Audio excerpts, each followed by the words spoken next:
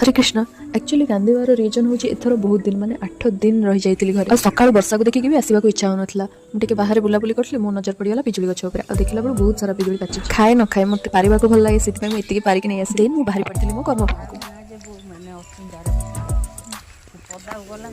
माताश्री मत रास्ता सारा बुझे बुझे आसते पहुँचला संगे संगे मत कॉल करेंगे मत टेंशन लगुच भावे ना मुझे टेंशन फ्री रे बसी जाऊँ बाहर को गला मैंने मोर टेंशन एक्चुअली यहाँ केवल मो माँ कहना यहाँ सब माँ मानकर से टेंशन जार भी झील हो कि पुआ छुआ बाहर अच्छा ना से सब माँ मैंने टेंशन रोज घर टाउन जाए रास्ता सारा बिल्कुल भी वर्षा बंद है तो पूरा चेष्टा कलापर भी मुझे टिके ओदा हो जाइली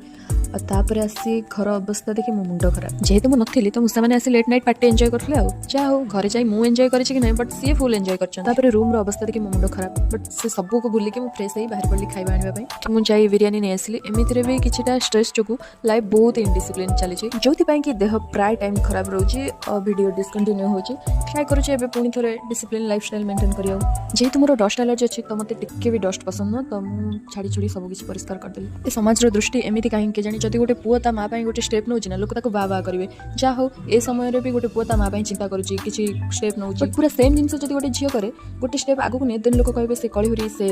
बेसंस्कारी जो लोक सहित फाइट करने आगे पड़े आस